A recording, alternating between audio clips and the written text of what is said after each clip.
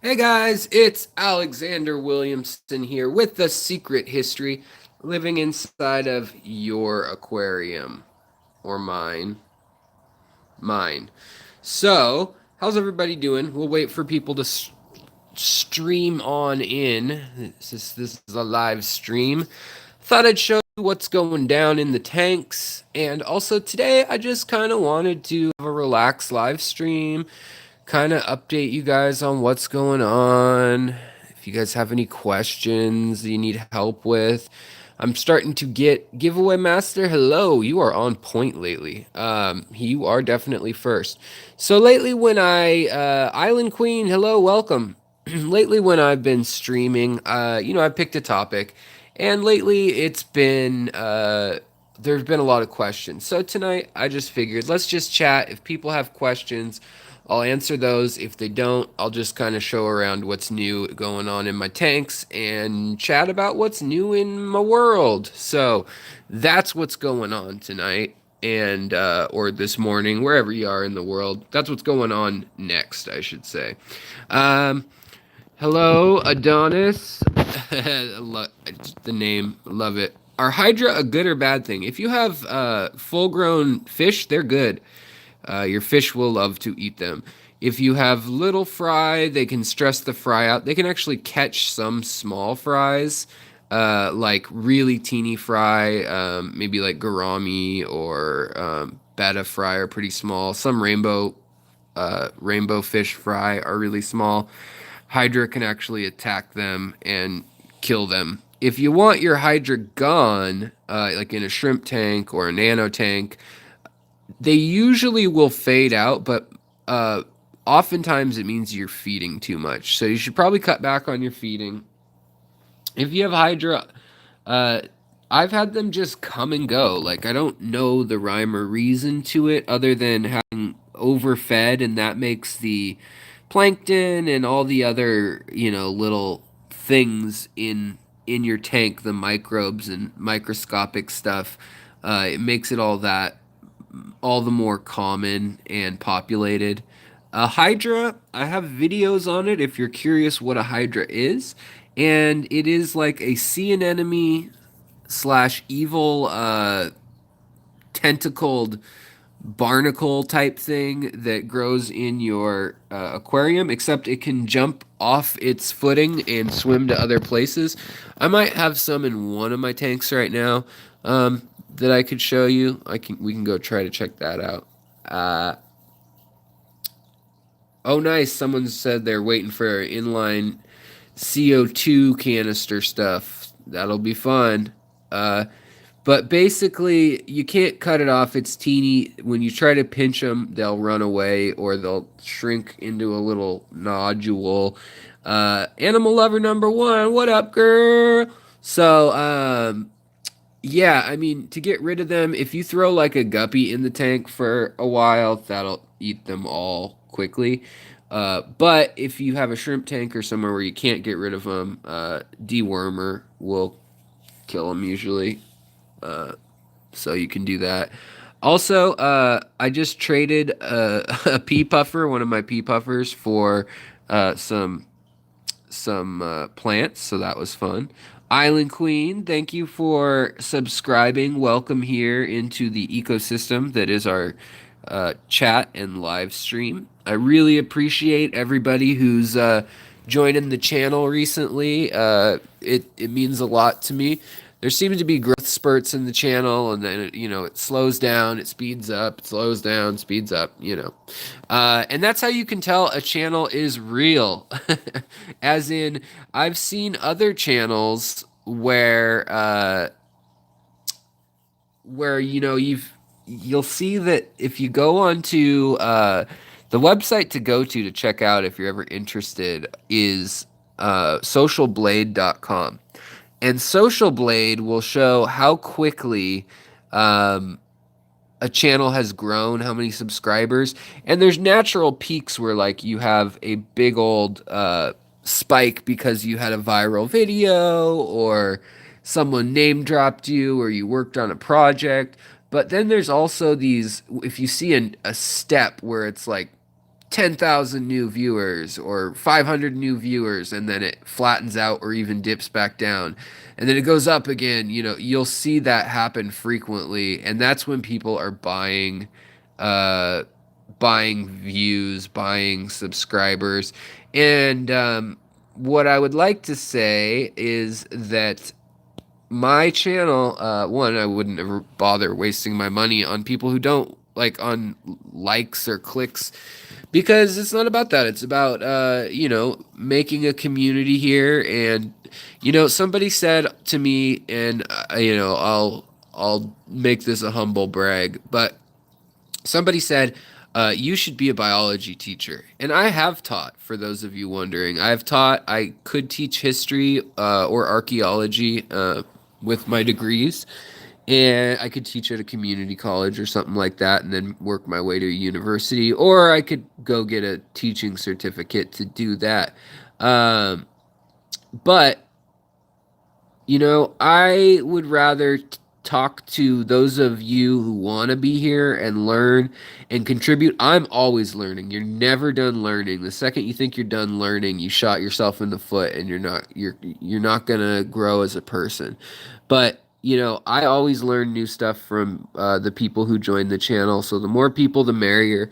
As long as they're people who want to be engaged or they're interested in the content, they have something to share. The Facebook group is another great resource. I want to say thanks to Betsy and Bob Kaler, and basically the two of them, as well as a handful of other people, have made it a place where questions get answered before I even get to look at them, which is always a good thing. Like that I'm busy filming something and that happens. So, and Giveaway Master, yeah, Social Blade's not always right, but it can show you who doesn't actually whose channels are falsely inflated. And to me, what means the world to me is that you guys actually watch the videos. It's not like 30-second watch times. The average watch time on this channel has just it grows and grows. It was started out at like 2.5 minutes, and now it's like 5.5 minutes or so. And that's great because it means that hopefully I'm doing something interesting, and every once in a while, out of 20-minute videos, things aren't interesting, and that should average out the same way that those get skipped. So, oh wow, so Fish Tropic, I thank you for sharing my video. I appreciate that. I just got an update about that. All right, I'll read some more questions. Also, I wanted to point out these are not adult cribs at all. These are the babies that were born on Cribsmas, on Christmas, New Year's, and that week. These are those cribs, and you can see some of them are getting big, and they're getting some color on their fins and things, and I need to move them because they're getting territorial. So I am selling these cribs. Probably just to people who are okay with the fact that they may be not a pure wild line. They're a Nigerian red that's bred for the intensity of the red line and a poultry line. So they're not like a pure wild line, and I don't think anyone here has even the means, if they wanted to release them back into the wild. But I just you want to warn people with any fish that might be contaminated line wise. Now, the other thing I wanted to say before I look at some of these questions and answer is I didn't know why, and this is kind of funny, but so you can see my corkscrew valve over here is growing, and it's that twisted, long, tall grass plant. So I did not know why it was called red twisted or corkscrew twisted or spiral valsinaria. Well, now I've seen what happens when you break strands of it and they sit in your tank for a while, or when one part of the plant is kind of dying and not doing well. It actually makes these just beautiful metallic red and bronze. Let's see if we can get a better look at the color. For some reason, YouTube doesn't like showing accurate color. But this one's like a really cool purple magenta color. And it's actually the parts of the plant that are dying that look the best. And this stuff just takes over.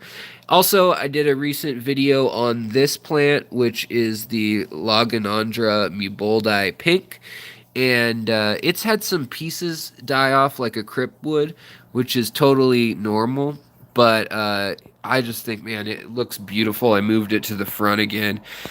Again, from the top, you can see closer to what I'm seeing, which is like this pink slash, like there's some yellow sheen and some gold, and then it's got bright pink, beautiful pink and purple veins, which do not show up at all. All right, let's see here. Questions, chatter, people. Uh, Ginger Graves, how's it going? Well, Ginger's here, and oh, and hey, Bob, welcome. Welcome everybody who's in here. It's a great crowd tonight. And thanks for reminding people to hit that thumbs up. That always helps. Okay. Yeah. Learning to fish keep. I like that. Kevin Rosenberg. I'm trying to thrive. I'm trying to thrive root tabs from Nilo CG on my red Reuben swords. After 3 days, they seem to have perked up. Yeah, root tabs are great. The only thing is you want to watch your nitrates if you aren't used to using them, because depending on your substrate, they can melt quickly depending on what they're made out of, the brand, and your water. So if your water's really acidic and your root tabs are in like bigger pieces of gravel, like pretend all this was gravel instead of Amazonia uh, soil, you could actually end up having that dissolve very quickly and have a spike of ammonia and nitrogen based compounds, which your plants would love, but other critters in your tank may not. So, yeah. Love your channel. Keep up the good content. Thank you so much, Amanda Elizabeth. Miguel Valentine. I don't know how to say it. I'm sorry if I'm butchering your name, buddy. Hey guys and gals, take a minute and finger slam that like button. Thanks. Fish Tropic, you're the man. While you guys are doing that, after the stream, check out Fish Tropic's channel. We've got a lot of people in here that also have good channels. Bob Kaler is always cooking up something on his channel. He's got the coolest collection of fish, and right now all his fish are breeding like it's friggin', I don't know. It's like it's the baby boom. That's what it's like. It's World War II has ended in his fish room, and all the sailors have come home to their ladies, and now there's going to be a million babies at Bob Kaler's fish room. And he has some half beaks that are pretty rad too. So let's see here. Yeah, if you have sand with some gravel, I always recommend, if you have sand in your tank, I hope you know what you're doing, because sand is basically, well, I mean, go to the beach, look around, and do you see many plants in the sand dunes? Not really. I mean, it's hard. It's hard to live in sand. It's too compressed and compact. So a way you can get around that is you can either do a sand cap, which is a thin layer, but then when you gravel vac, you're going to have a problem.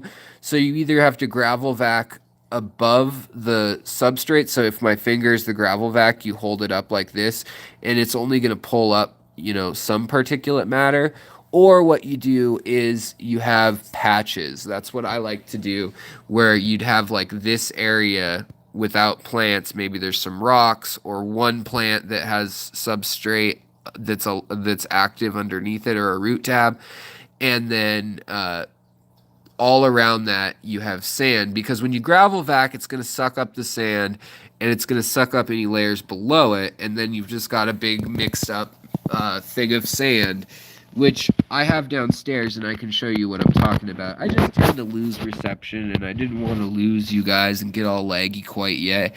There's some cool stuff going on in this aquarium at the moment. We have a home show going around for our fish club, And at the moment, it looks like I'll be out of town. Again, we missed the first one because, uh, you know, this there was snow around here, and then now I'm gonna miss the next one because it's my wife's birthday, and she surprised me by saying, "Let's go out of town. We're going out of town. Yay!" So we're going to be going to the coast, doing some hiking in the 40 degree Fahrenheit to 30-degree Fahrenheit sleet. And it should be fun. I mean, I'm a Northwest United States Pacific Northwest guy, and I don't mind rainy, cold weather. uh, and we've got some cool fish. I'd love to film down there. We've got lamprey fish or eels, whatever you want to call them, but the freshwater ones that live in the waterfall. And yeah, so that's always cool. I wanted to, for those of you who didn't hear, by the way, I have gotten a job at Aquariums Zen. So, a store that I love to tour. Steve, who I'm always chatting with, the owner, he's one of the most renowned aquascapers in the United States. Arguably, he's pretty renowned around the world, but the U.S. kind of lags behind the rest of the rest of the world in that regard. But I'll be working with him hand in hand, and we're going to be doing some cool growing rare plants in shop, we hope. We want to set up a fish breeding tank, so ADA aqua style, so like rimless, super nice tanks, but actually have breeding going on. So not just a pretty aquascape, but a functional scape that's more realistic than the pictures you see. A lot of people get into aquascaping and they want a tank that looks like a miniature landscape of, I don't know, the Highlands of Scotland or something, or a Borneo jungle or a mossy riverbed. But it's not always realistic. Those pictures are taken with people, like they use tweezers and put everything in the exact right spot. A lot of times they'll Photoshop in the fish, even if they are living in that tank. They'll get them in the right position, or they'll combine three or four photos of each section looking good and stitch it together. So there's a lot of interesting fakery that goes on around that, and it's an art, and I love it. But I just thought I would, let you guys know that with aquascaping, I like practical aquascaping, jungle style, or if you're gonna do a landscape looking thing like Iwagumi, because it's realistic to have living fish in there. You can have creatures breeding in there, and it's an ecosystem. So, uh, let's see here. So yeah, I'll be working at Aquarium Zen, and I'll also be doing aquascapes workshops with the public. You'll probably still see them on the channel too. I told Steve before I started that my channel can't suffer from it at all, and he's like, by all means, why don't you take your channel, and you don't need to, plug my shop, but why don't you film some of the cool fish that we order in for people? Because he orders in, betta macrostoma and puffers and just kind of oddball stingrays, stuff like that I don't usually get to film because I can't afford them. I don't have the space to keep every fish I want to talk about. So I'm hoping that this really opens up the channel in a way that now I can get B-roll or film of some new and varied fish. It's still going to be kind of small to nano fish focused, and same with plants. So that should be exciting to be doing that. And then I'm going down to Florida. That was the other news that I wanted to let y'all know. I'm finally recovering from the lightning injury. So hence working with Aquariums Zen. Probably going to work 20 or 30 hours a week there to start, see how it goes. And it's like 5-hour days every day, basically, which is fine by me. So, thank you guys for, thanks, Fish Tropic. You are a cheerleader to the max for this chat today. I appreciate it. And if you guys are wondering where I got this beautiful birthmark, it's just like I don't know, whatever, a zit or something, but it's bugging me to look at it. It's like too much of it's in the Hitler stash zone, and that's a no go for me, so it just bugs me. Let's look at the next tank. Also, the other thing I wanted to thank everybody about is I want to thank you for supporting the channel. By joining the Facebook group too. Bob just posted a link. I appreciate that. Kaler's Aquatics.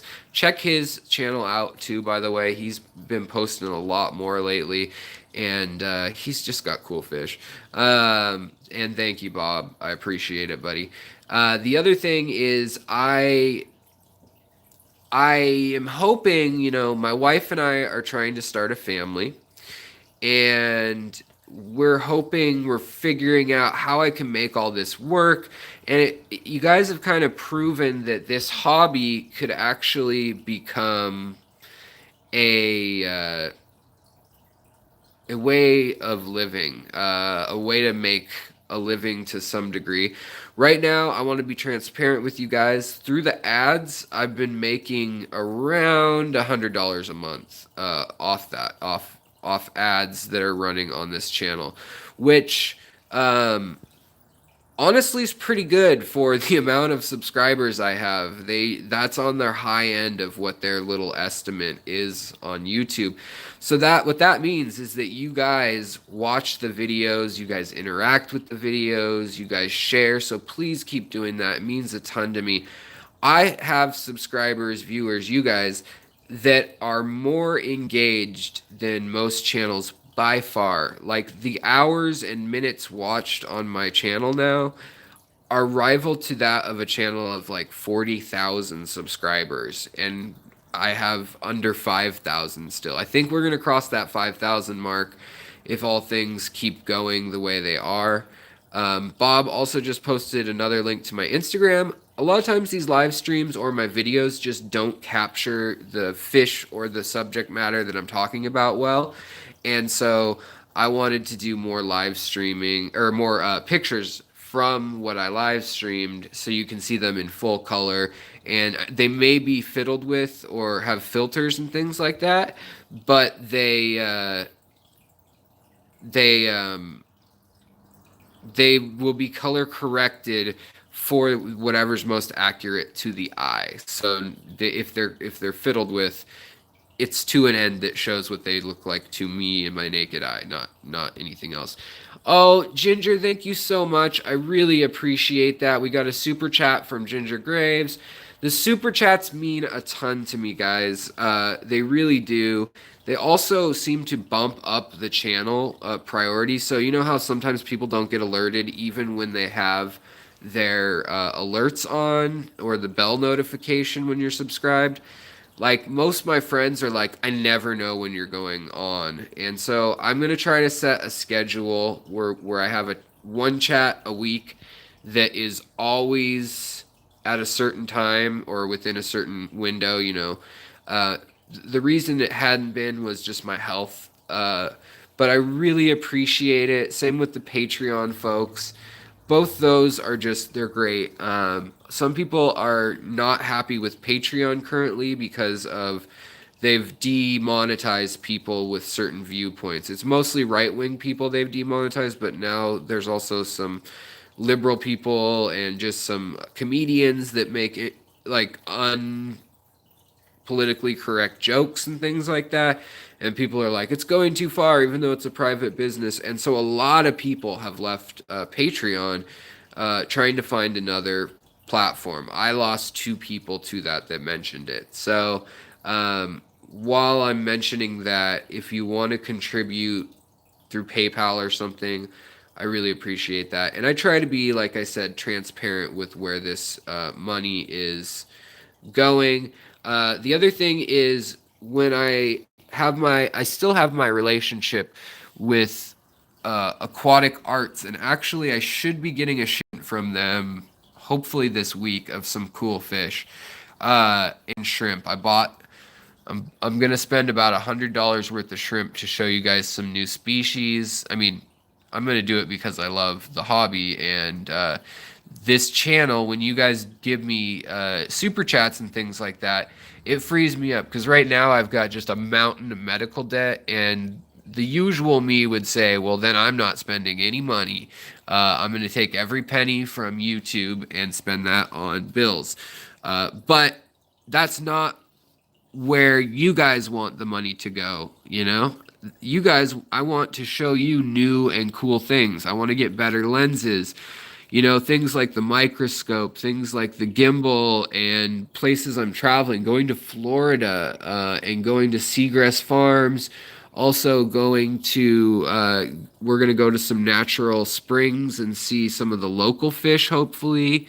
Last time I got to see really cool stingrays and, freshwater fish as well as saltwater. So, for those of you who like saltwater too, hopefully I'll have some footage of that. It's so cool when you see like a big old puffer fish, or unfortunately, I also see them a lot, lionfish. You're like eating lunch at some place in the Tampa Bay area, and you're looking over the edge of the water, and there's like a lionfish on a rock, like the invasive fish from the South Pacific that's made its way there. So now they're encouraging everyone to hunt them and eat them, which is interesting. There's like 30 ways to cook a lionfish. But I just thought I'd show you guys some of these shrimp doing super well.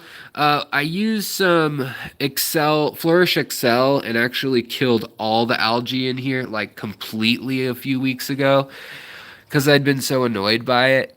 And, I did my other thing. If you want to know how I did that, it's kind of a long-winded explanation. So go to how to get rid of green hair algae, and along with that, you throw in a cleanup crew that eats stuff like that. But essentially, I let it grow back a bit because the fish and the shrimp in this tank just love it. So I've had a shrimp explosion, and my Malawa shrimp, as the TDS has gone up, it's interesting. They have actually started the calcium that's in some of the new uh, plant fertilizer that I use shows up in their bodies, and you can see that their shells, whoops, sorry guys, are getting like ridged, like there's extra calcium on it. Also, I wanted to let you guys know that if you use any of the codes, look at all that algae, it's killing me to look at it, but man, the shrimp love it. These shrimp have gone gangbusters in this tank. These guys, there's another Malawa shrimp, and they eat so much algae. I mean, they eat, like, he'll eat everything off of there today, and then it'll grow back tomorrow. But I mean, one of these guys does the job of an Amano shrimp. I'm not joking. I don't know why these aren't bigger in the hobby. The other thing is they're all different. Look at this one. It's got like green polka dots on it, and then it's clear, and they just have these big googly eyes that look like those fake. I guess, yeah, they're called googly eyes. But yeah, Tetra Keeper, hello, Ginger Graves. How's it going? I wanted to point out to Ginger while she's here. So the other thing I'm curious about is if these shrimp are interbreeding with my Neocaridina blues, because I have a few shrimp in here. I mean, they're supposed to be this blue. Can you see how blue that is? And there's a few younger shrimp in here of the Malawa strain that have blue on their backs and blue dots. This is all new, so I'm like, what is going on? And I'm wondering if they interbreed at all. There's no record of it, but not many people do that. Oh, Jason, you're too kind. Somebody just sent me money. Shrimpandplants.com. He is a buddy of mine. He just sent me a super chat basically, but he sent it through Amazon Pay or Google Pay. Just because, he's a nice guy, but I take it he's not using those other platforms. But what I was going to say is while Ginger is here, we are still giving away stuff from aquatic arts. So that's why I still name drop them. I believe in them. I think they're a good source for those of you like go to your local shops and your local breeders first. Then whatever you can't find, go online. You know what I mean? That's my motto. And even though there's certain places that wouldn't ever sponsor me, like the Wet Spot, I totally endorse, if you need a cichlid or a rare fish, they've got a ton. They're not always the best price, but they've usually got whatever you need.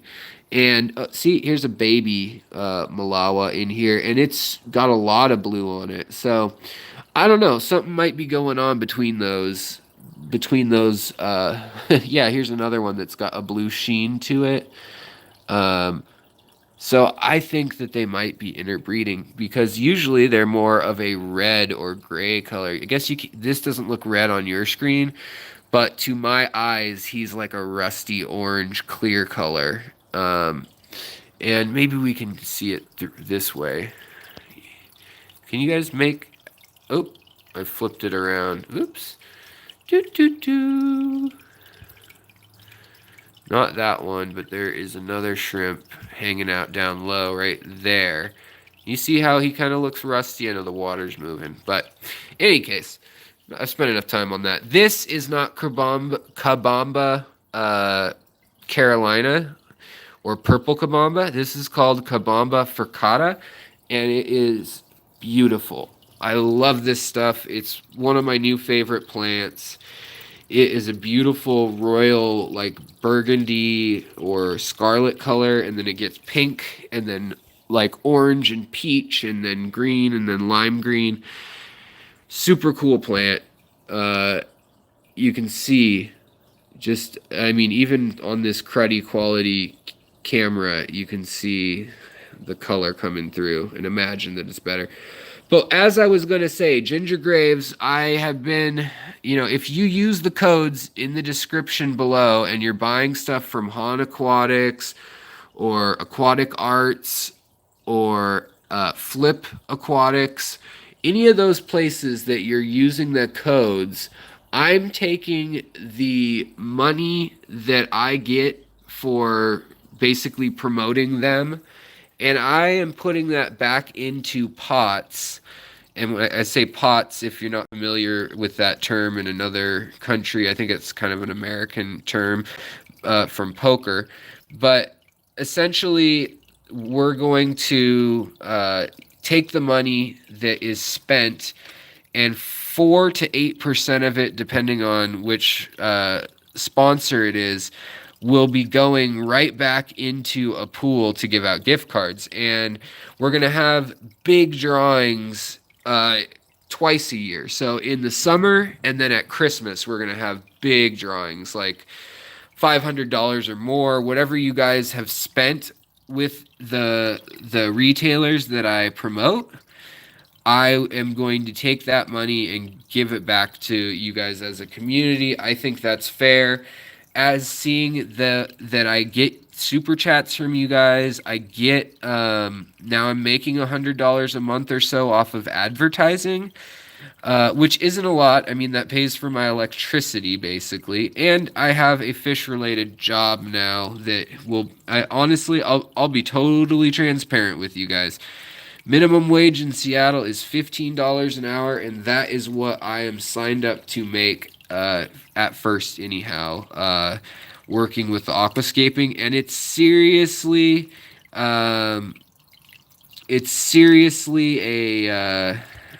for the love of the hobby. You can't hire people at a certain rate right off the bat, and we'll see what happens in the future. And he's definitely going to allow me to be one of the people who aquascapes private homes and things like that. So if someone comes in and they want an aquascape, they buy their gear from him, I'll be able to set it up. And that's what I'm really excited about on this channel is I'm going to be stoked if someone's like, oh, I've only got $10,000 to spend and I need a little aquascape, which happens. Like, there's crazy money in Seattle if you think about Bill Gates and, um, Bezos from Amazon, and there's just a lot of money because of our tech industry here in Seattle. So, hopefully, some of that tech industry money will keep being spent in aquascaping, which it has been so far. And the shop that I'm aligning with, we also have aquarium co-op in town, which is more your traditional fish shop, but he's taken his business mostly online, and the shop is just a small little shop.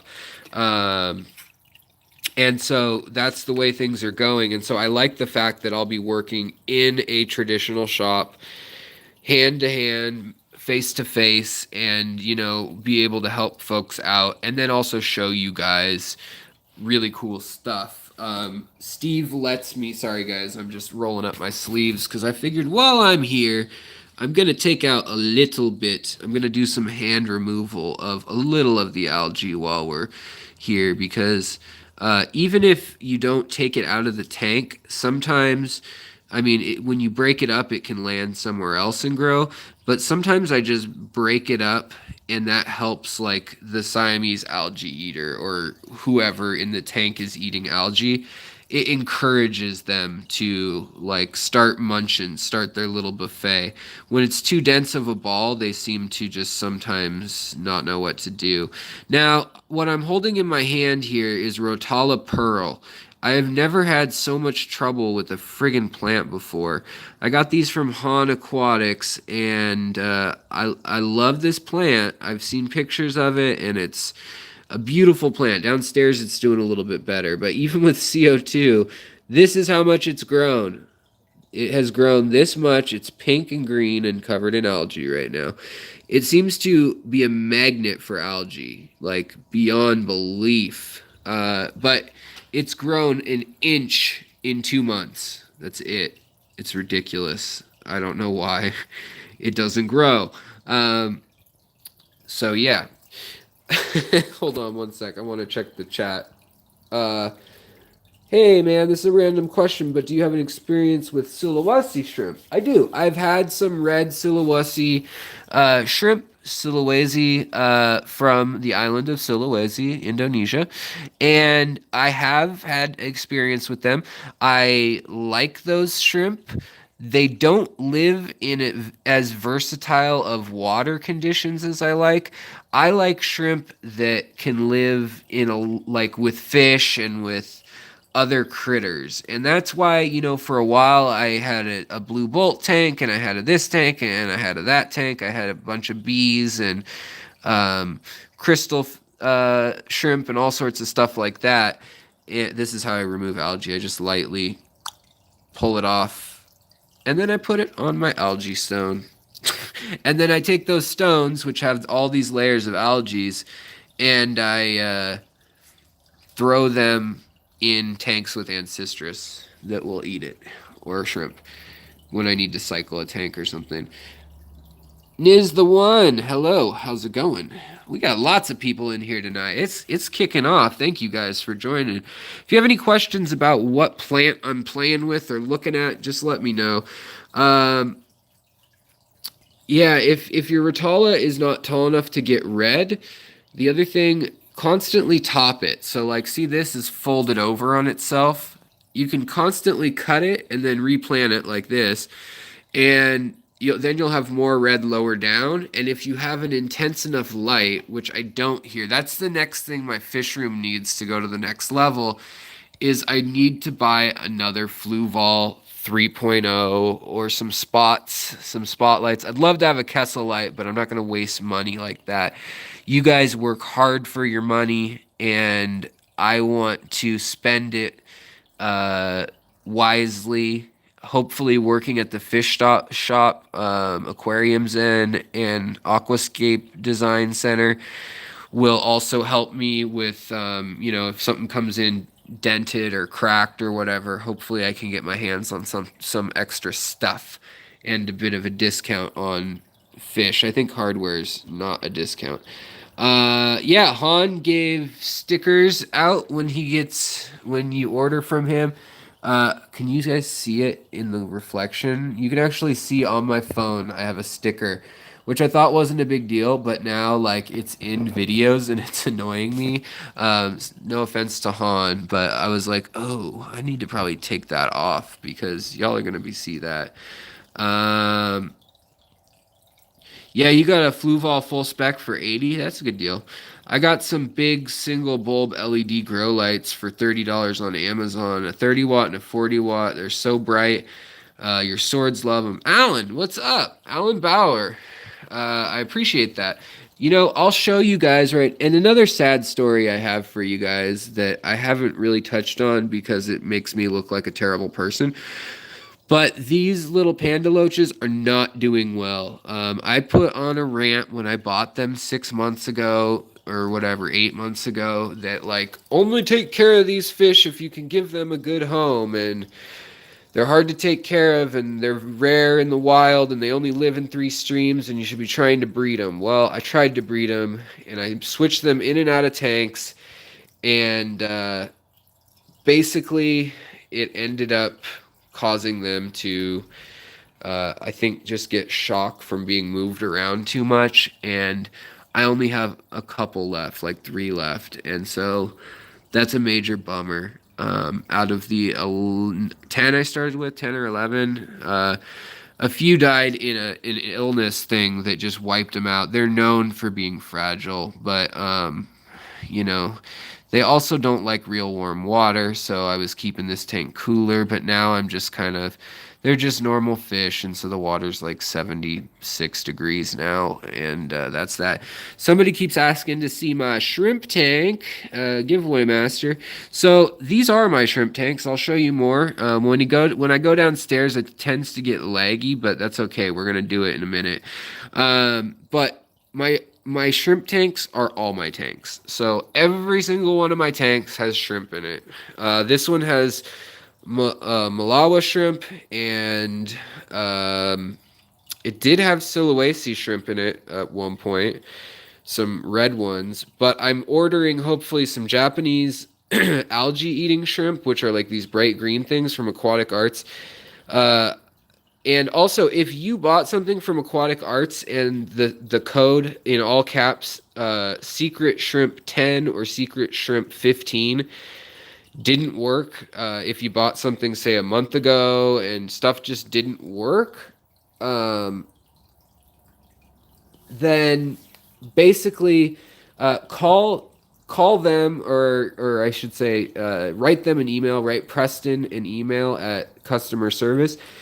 Just let them know you came from my channel, okay, guys? So if you ordered something a month ago or whatever, I know a lot of people had trouble with getting codes to work, and they may not give you a discount retroactively. They may, I don't know, but they may credit you next time, or better yet, the main thing that I'm hoping they do is they just add you to the list of people who are eligible to win prizes. So like Ginger Graves, she just got 35 bucks because she bought something on aquaticarts.com, and we just randomly select every so often winners to from that fund of 4 to 8% of whatever you spend gets put back into prizes.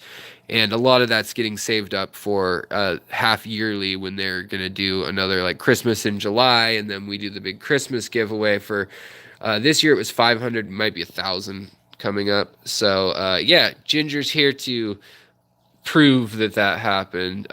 Yeah. Okay, so Tetra Keeper, you tried to buy something and the code didn't work, or you forgot to use the code, or whatever happened. I don't remember your specific case, but yeah, if you guys have bought something recently and the code didn't work, whatever, or they've told me if you have a better code, like if they're doing 40% off sword ferns or something, use that code, but email them that you got the info from my channel, because then you will be entered to get free stuff like Ginger just got. And in the summer we will not the money, but he put you in the giveaway. Yeah, exactly. So they give me a list of everybody who purchased something from them, and then I I put number one, number two, number three, and then I just generate a random number generator that has however many numbers I numbered. And each transaction, by the way, counts as an entry. So if you buy if something in May, something in March, something in February, that's three different times you'll get pulled out of the hat potentially. If you get pulled out twice, I haven't figured out what happens if you win two prizes. So now I'm downstairs as was requested, and I'll show you some stuff going on that's fun. We got corridors that are breeding, and the room is messy again, but I'll show you guys some stuff going on. One of the shrimp tanks is doing amazing. Hey man, I hope you're doing well. I'm mixing a couple of guppy, Endler guppy. How long do you think it'll take to make a new strain? Um, I have videos about how to make new strains of guppies, Endlers, any live bear. Check those out online, like what is a strain, or how to breed guppies, how to breed Endlers. Look at those videos. But basically, yeah, I know, right? Where is my Dr. Pepper endorsement? I've been drinking this stuff forever. I mean, I don't drink alcohol, and so this is anymore, I should say. And this is like, I drink, I mean, come on, guys. It says you deserve this. I do. That's my big vice right there is Dr. Pepper. All right, so let's turn this lens around. We'll look at some shrimp on shrimp action, and I'll keep looking at questions. But when you raise guppies, yes, I will be looking for pygmy sunfish in Florida, and I will be looking for the Carolina, the Georgia, and the Florida type. They all happen to be in northern Florida. Yeah, it might be a substitute for alcohol. I don't know. I've loved it since when I used to drink alcohol all the time too. And one day, I just decided I spent too much money on alcohol, and the people I hung out with when we'd go out drinking in college and stuff were just annoying me. And it's been like 10 years now since I've drank consistently. I mean, I'll have a drink for a wedding or something, but I just don't like the way it makes me feel. Nothing against anyone else who drinks. Have fun, have at it, be safe. I got nothing to preach about here. It's just a personal choice. So these are my amazing, the best. I mean, these are the best shrimp I've ever owned as far as pigmentation goes. Look at this female. I mean, geez. She's not even like the best of the lot. Look at these guys. They're like neon yellow. Even the males in some cases are neon yellow. They're just beautiful. So these were from Lucas Brett's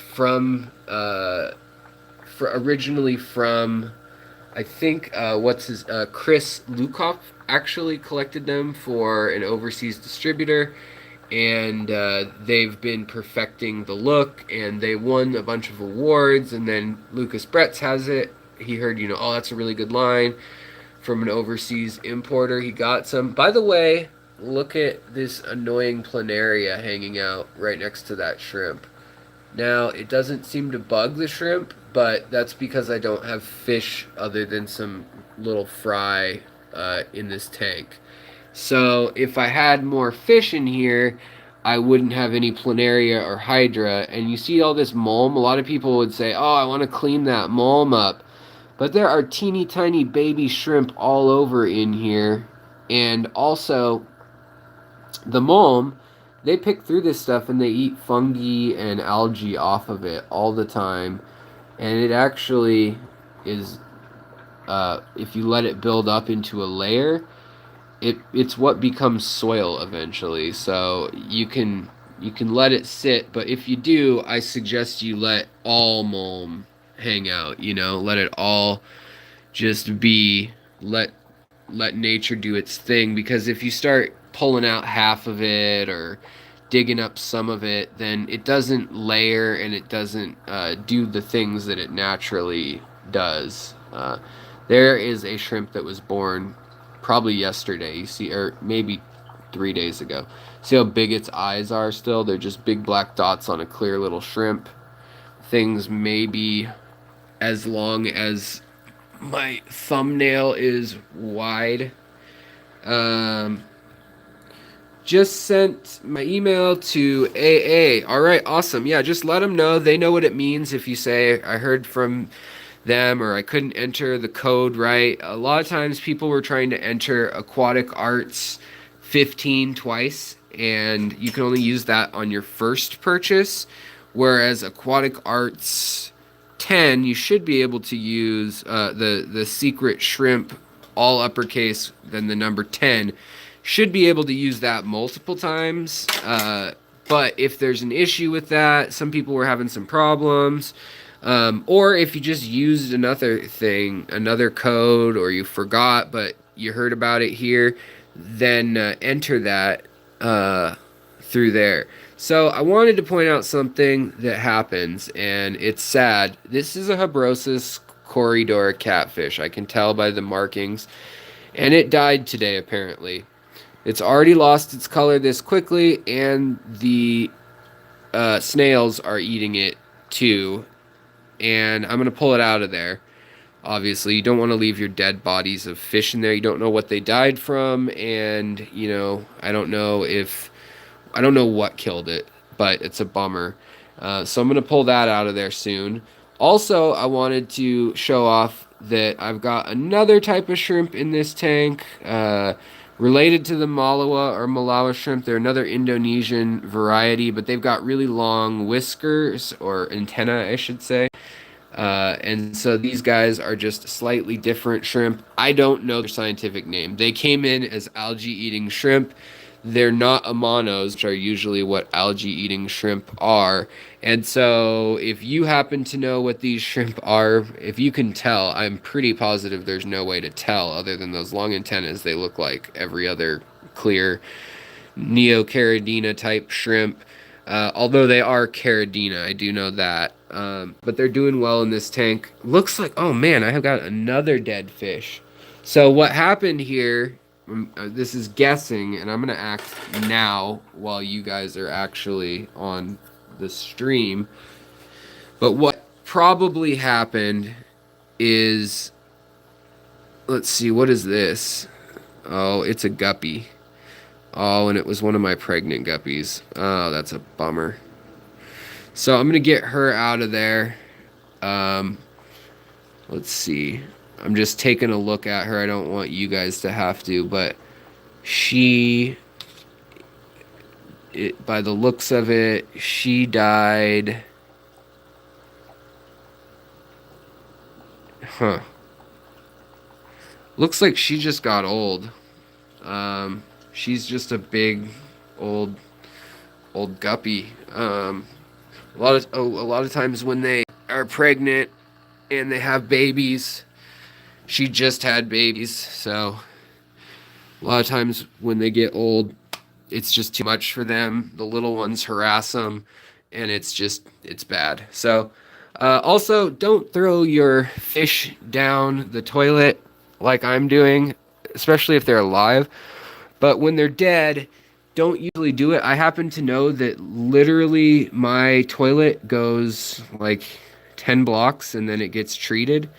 So we're going to take these out, and then after the stream, I'm going to test for ammonia, because 2 dead fish in a tank in a day when no one's died in there for a long while, it could be that we have an ammonia spike. That could be what's going on. It could be random, but to die like that with no symptoms, my guess is the mother died from stress of pregnancy, and then the other fish either munched on her and there was some bad in her body.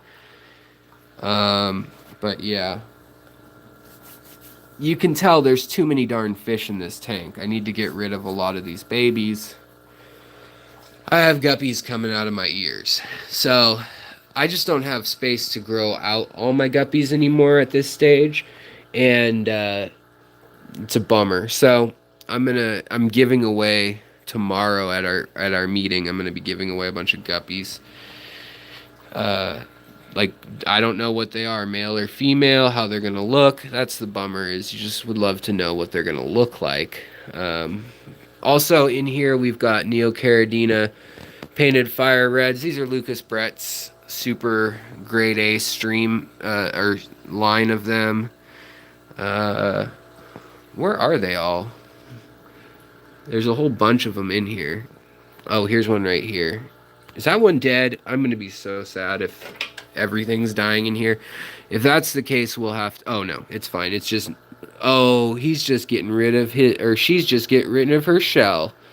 You can see that she's going to get rid of it. It splits right at the shoulder, and her right ear, right here, that's where it'll split, and she'll crawl out of it, and she'll be all right.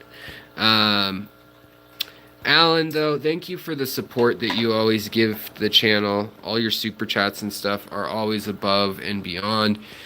Alan, you guys, Alan, and then XX or Redacted XX, who sent me the guppies and also played the April Fool's joke of actually giving me a $500 chat last year, which was just like bonkers. And then I got hit by lightning a month and a half later, and it went to medical bills, I'm not gonna lie. But then after that, it went straight into building the tank I have behind me, and into getting memory cards and a little clip for the microscope. So this stuff all helps the channel, and I really appreciate it when folks help out like that. I'm gonna check in this pleco cave. No babies, because a few times now they've laid eggs in there, but nothing right now. There's that corkscrew valsinaria I got from Lucas Brett's. It's just beautiful. I mean, look at that red. It's awesome. Yeah. So that's why they call it red. Otherwise, it's just green. In here, I've got some... these guys are Sulawesi shrimp here, these ones.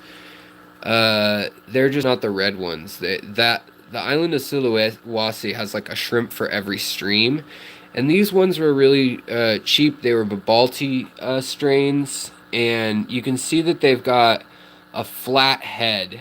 They have a super flat head, and then they've kind of got like a mustache full of whiskers. I don't know if I like these guys. They don't really... Well, wait, come on, please look at my other post. I would like you to see it. It represents each shrimp color. What's going on? What did I miss? Let me see here. Yellow, banana shrimp, blue shrimp, blueberry shrimp, green bean, and crystal red shrimp candy canes. Is that what you're talking about? Did I read it? Is that what you need from me? In any case, I'm trying these shrimp out. Beyond them, there's also some coals of my Neocaridina, and they're chilling here. And then my tiger endlers are here. Yet again, Babyville, mom's exploded, and she's gonna explode next, and then her, and then her. So I need to get rid of a bunch of these fish. Tomorrow at my local fish auction, I think I'm gonna bag up like 60 fish from each tank and probably just say like $20 for all these fry. Like, set up your own colony completely. Another tank that is a shrimp tank, because we had requests for that. Thanks. The tigers are Lucas Brett's strain originally, and then I made it so they have a spade tail and blue around the edges of every part of them. And they have... I've been working... It's 12 generations now, and I happily, for the last 3, have called them my own strain. They breed really true. In here, I hope you can see these little fish. Sorry, guys. I've got fish in here. They're very young. That is a betta right there. A very young betta. And then there's another fish in here that is... These are all like less than a week old. But what I do in this system, it's a secret. So if you stuck around this long, you're gonna get to know my secret system. It's not that secret. But I've got all Lucas Brett's. These are his line that he really bred, and it's won the best shrimp in show at the World Championship and at the US, and also best Neocaridina, best blue. I mean, that's obvious. So these are my B grades. That's a B grade shrimp right there. Most types that would be solid A grade, right? But because that tail is missing a little bit of blue because of the color fluctuation, that would be that. Now this pregnant gal, that's an A grade all the way. Look at her eyes and her legs are blue. That's so hard to find, and she looks like she is candy coated. So she is definitely grade A. I allow some grade B females to hang out, and because of this, I allow them to have babies, which essentially, like, I just don't want inferior males mating because the inferior males can bring down my line quality. Whereas if the females aren't great and they mate with a really high quality male, to me, that's not that big of a problem because they're going to have babies that are B grade, and then I'll just scoop out the B grade babies, and some will be A grade. So, in theory, if you don't sort things, you could trend downward and screw up your tank. But for me, I just make sure that any given time, to make sure to get all the males that aren't up to snuff to get them out of there. So we had a birth maybe 3 days ago, and these are the little newborns. I actually just filmed some under a microscope, which was really anticlimactic. I thought I was going to release the footage and it'd be cool and you could see things. They look just like their friggin' parents, except with bigger eyes and less color, chromatophores coloring them, less pigment.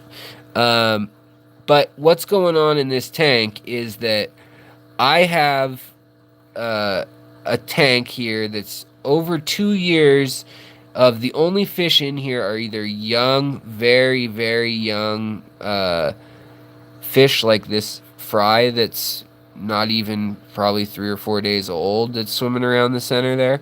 Or I did have some baddis in here, and those things were eating everything. Look at this snail just flipping around doing its thing. Um, but oh, it's got algae that it's kind of munching on or something.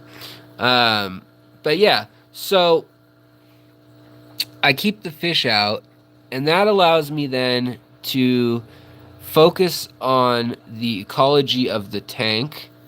Here's another grade A male right here. It's hard to see on camera. His tail is blue, even though it looks clear here, but it's blue to my eye. But all those little white dots on the back wall are little life forms. And when you look under the microscope, they're little whirligigs and doodads, nematodes, and toad nemes, and I don't know. You can tell that shrimp's not going to be the best quality. It's got a crooked back, the one on the top left there. And these are just newborn babies. They'll color up more, and that's food that's floating by that's alive. So I let this take care as you take off.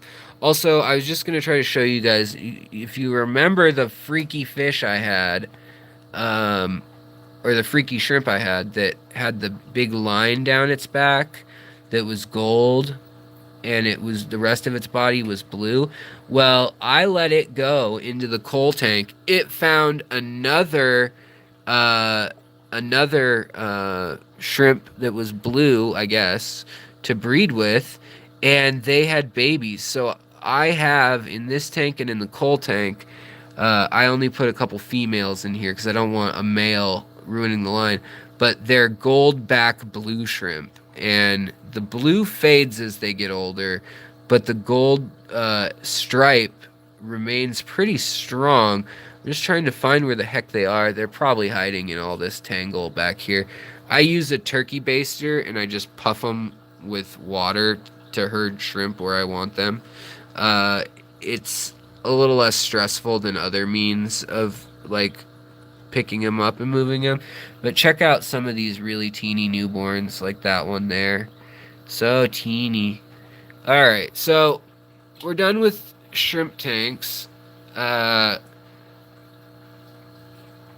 oh, did the stream go down? I'm sorry. Just lost track of people. Zombie stream. Zombie stream. Can you guys hear me, by the way? Can you hear me, by the way? Because if I'm talking to no one, then I would be sad. New aqua soil. My pH is locked at 6.0. 0 kh. Is there a problem for plants? What sort of fish or shrimp would be good for this? Well, you could toss some coral in that, Christopher Dow. That would bring it up, and it would bring the hardness up. You can put shrimp in there, like some Taiwan bees or something, if your TDS is really low too. But if you've got any sort of, anything dissolved in there, your those other Taiwan bees, tigers, those kind of shrimp aren't going to be happy with that because they're never happy with anything. No, they're just kind of difficult to keep. But you'd probably want to get that TDS up a teeny bit. Ideally, they usually like 6.5 or 6.2, but they'll probably be fine there. That's just a little acidic. So, loud and clear. All right, you guys are back. Thanks, babe. All right, I can't find the line shrimp in here. You think a 10-gallon tank, you can't lose anything in that, but I assure you, I can lose all matter of things in there. So before we get done, I want you to see my crazy algae tank and see how bad it is right now. I've just been blasting this thing with light and CO2, which I need to turn off the CO2. Ugh. But right now, the algae is just growing thick. But the fish are all happy. They're doing their thing. I'm going to do a water change soon. The Corridora pandas have been mating like there's no tomorrow, which is great. Each night around midnight, they have been just going crazy on the glass right over here. In fact, there's some eggs down in the soil that are probably hard for you guys to see, but they seem to kind of guard this underbrush area. So for those of you wondering, in a 40-gallon breeder, if you plan it well and you build caves and you got flow going in different directions and you got wood and all sorts of things for them to hide in, all this undergrowth, and then some medium growth, some open areas. You just switch it up. You change the line of sight so the fish can't always see each other. And the different species can kind of go different places. And you can end up with some really great results. In here, got a different line from Lucas Bretz, though, also of yellow shrimp. They are breeding in here just fine too. So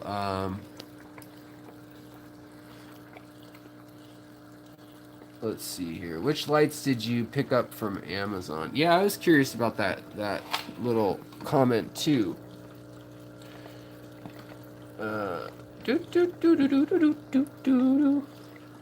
So yeah, this tank, I don't have a ton to report on it, except for that now we've had bettas reproduce, we've had pandagars reproduce, we've had most the Danios reproduce that are in here, and then we've had shrimp reproduce. Man, I just love these Danios, these Maytangensis, and these Pantheri.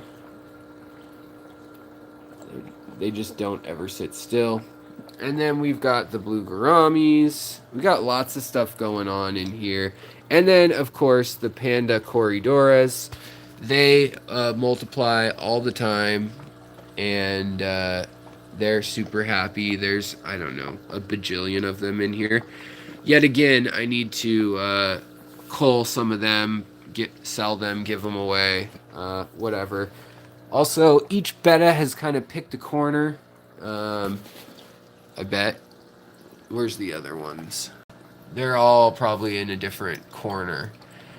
And that's fine. And I actually like the idea of, you see this algae in here, and the growth on stuff and the moss. That's fine. If you want your fish to breed, that's fine. If you want your tank to look perfect, then that's all that the difference is. That's all the only reason why you'd change that. Yeah, I could show you, Ink Turtle, how you'd set up a tank like this where you design it to be a breeding tank with as much little caves and just different ecosystems as possible where fish stand a chance as babies. You know, moss floating around, leaf litter, algae on the walls wherever you can tolerate it. I mean, fish, like, algae's not necessarily a bad thing. A lot of times it shows that your tank is doing really well. But it can choke out your plants, and that's where it's a bummer. These tetras, I forgot, they've bred in here too. Um, so that's fun. I've had fun with a lot of these fish. I've seen the barred pygmy loaches in here also, which you see swim by every so often.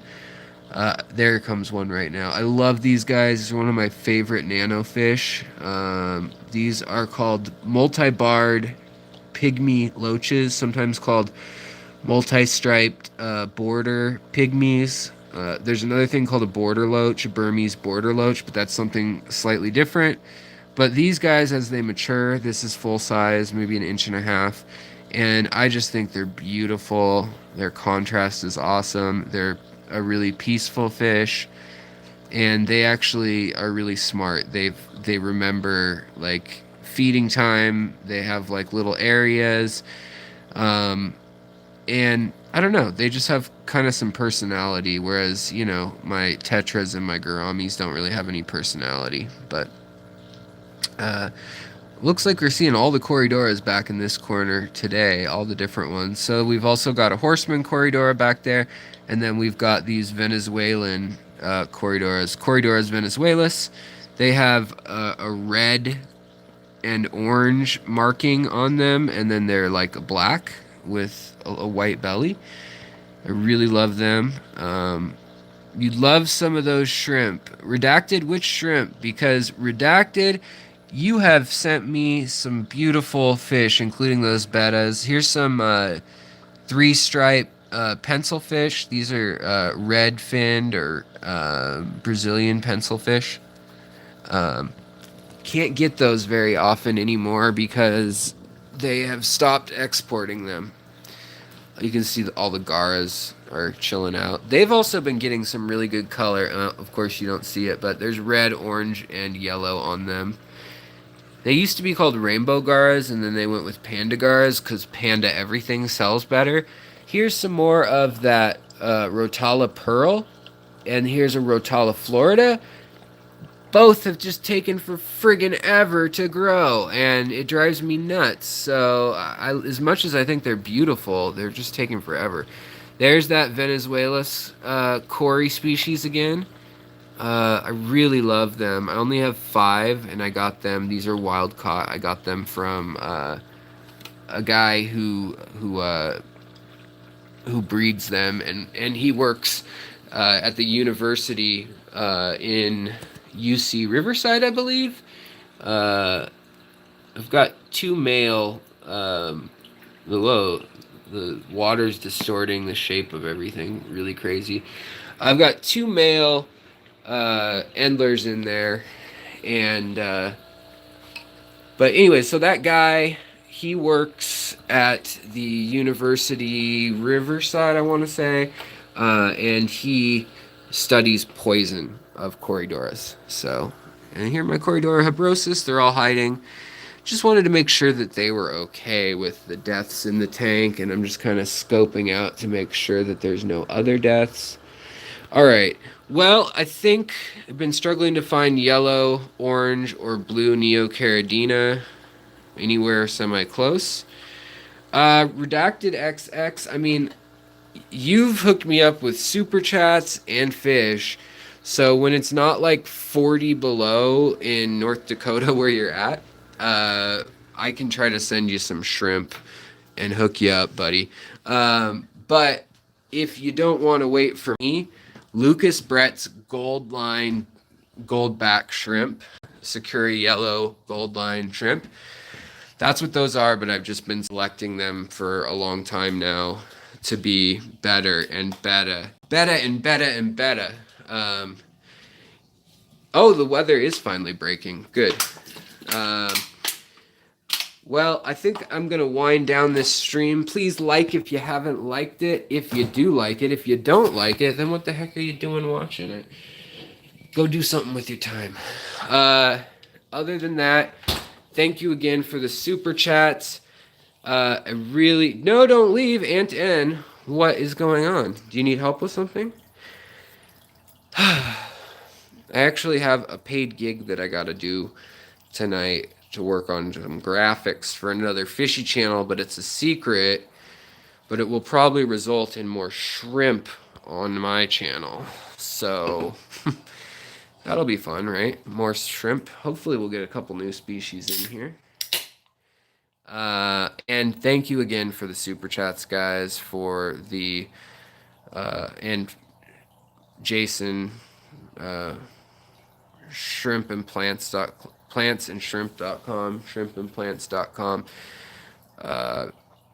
He sent me some money via, I think, Amazon or Google Wallet. Either way, it showed up as a little notice and I didn't read it quick enough, but very kind. You guys all rock.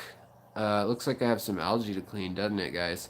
And then I gotta check on my tanks and make sure that the ammonia and stuff is not going nuts in that one tank downstairs with the 2 dead fish.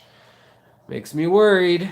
But usually, it'd probably be fine. But with all those endlers in there, I don't want to risk it. I'm going to get out the test kit. So thank you for supporting the chat, Bob, Betsy, all you folks.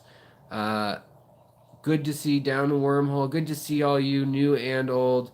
And Aunt N, thanks for getting in at the last minute. I'll have more live streams with a subject matter probably coming up soon. I want to talk about hybrid animals, hybrid fish like parrotfish and flower horns and things like that, and talk about that. Yes, and thank you to, as Bob said, to Patreon folks. Now, some people don't want to use Patreon. I'm still going to stick with it as an option. I want people to have choice. I'm not one to get involved in the politics of all that business on this channel, so I'm not gonna. But any way you want to support the channel is appreciated. And if you ever have a question where your money's going, I always try to keep it transparent. And it's mostly to Dr. Pepper. Okay, guys, if you have any questions and you missed some stuff in the stream, just wait for the stream to pop up loaded and I'll try to answer them. Sharing old videos. If you have a question, look at my videos. I have over 350 videos now, and most are like 20 to 30 minutes long, or 15 to 20 minutes long. So there's a good chance that I have a video on that subject, and maybe it's in there. If not, please ask the question. I'll make a long video or I'll answer it if it's quick. But thank you guys for joining tonight, and your time means more than anything, so cherish it. Take care of your plants, your fish, each other, and yourselves. Have a good night, guys.